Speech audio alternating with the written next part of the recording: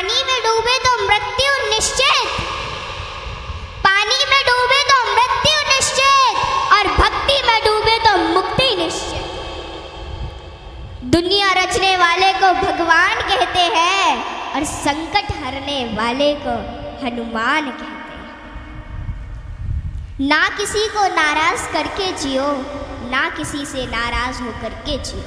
जिंदगी बस कुछ पलों की है, सबको खुश रखो और खुश होकर के जियो। पांच तत्व का पुतला प्राणी सूरज सबकी न्यारी, कलाकार है कैसा भगवान उससे दुनिया हारी। जैसी करनी वैसी भरनी कर ले सुंदर काम, रे मन अब तू चेत जा भजले हरि का नाम। जिंदगी मिली है तो कुछ करके दिखाओ, जिंदगी मिली है तो कुछ करके दिखाओ। वक्त अगर खराब है तो उसे बदल के दिखाओ। मित्र वही जो भीड़ में खोने ना दे, और लक्ष्य वही जो रात में सोने ना दे। जिसकी गति और मति सत्य की होती है, उसका रथ आज भी श्री कृष्ण चलाते हैं। जिन खेतों में बारिश नहीं होती वहाँ की फसलें खराब हो जाती हैं, और जिन घरों में धर्म संस्कार नहीं होते वहाँ की नस्लें खराब हो जाती हैं। हमारे जीवन में 7 सुख होते हैं, और वो 7 सुख कौन कौन से सुख होते हैं? पहला सुख निरोगी काया, दूजा सुख घर में माया, तीसरा सुख कुलवंती नारी, चौथा सुख पुत्र हो आज्ञाकारी, पांचवा सुख स्वदेश में वासा, छठवा सुख राज हो पासा, सातवां सुख संतोषी जीवन, ऐसा हो तो धन्य हो जीवन। हाँ? आवत ही हर शय नहीं, नैनन नहीं स्नेह। आवत ही हर शय नहीं, नैनन नहीं स्नेह।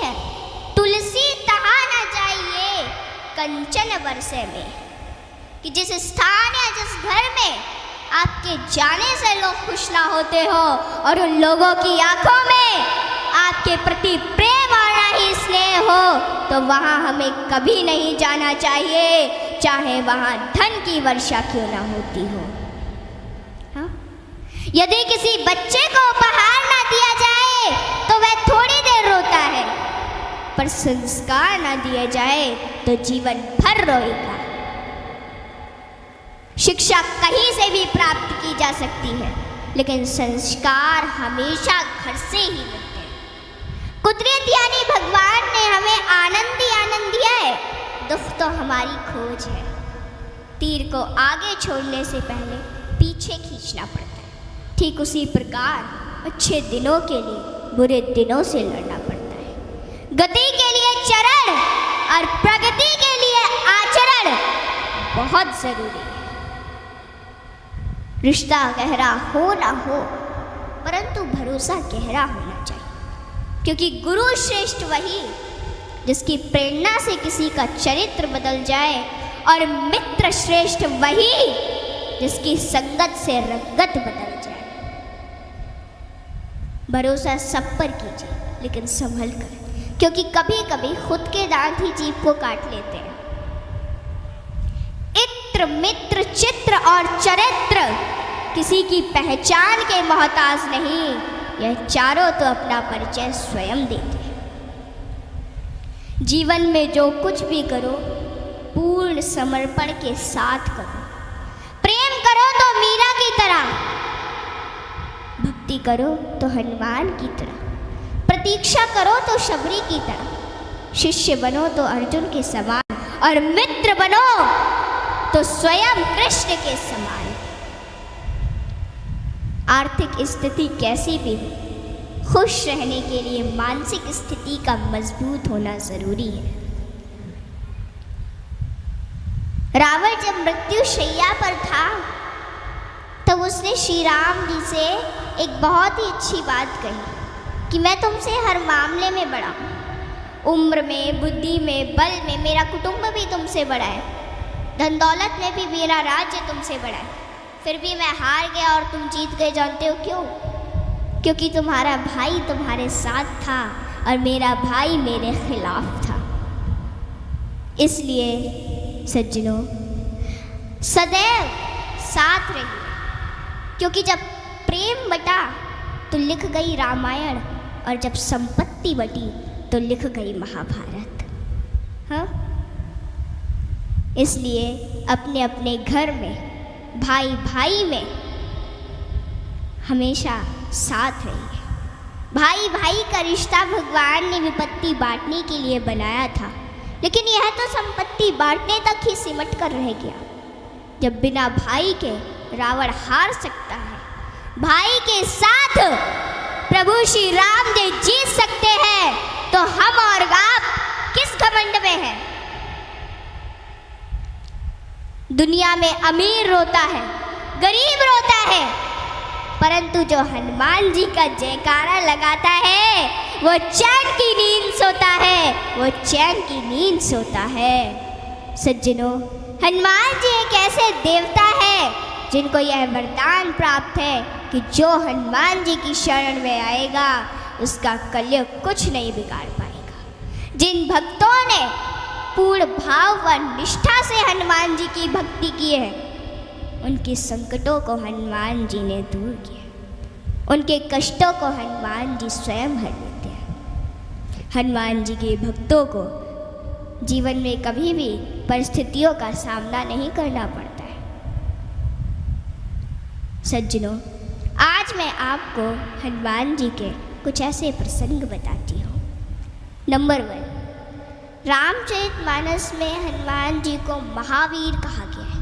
वीर शब्द तो बहुतों के लिए प्रयोग में लाया गया, जैसे भीष्म, भीम, मेघनाद, रावण इत्यादि, परंतु महावीर शब्द मात्र हनुमान जी के लिए प्रयोग में लाया गया है। सज्जनों, रामचरितमानस के अनुसार वीर वो है जो 5 लक्षण से परिपूर्ण, विद्यावीर, धर्मवीर, दानवीर, कर्मवीर और बलवीर।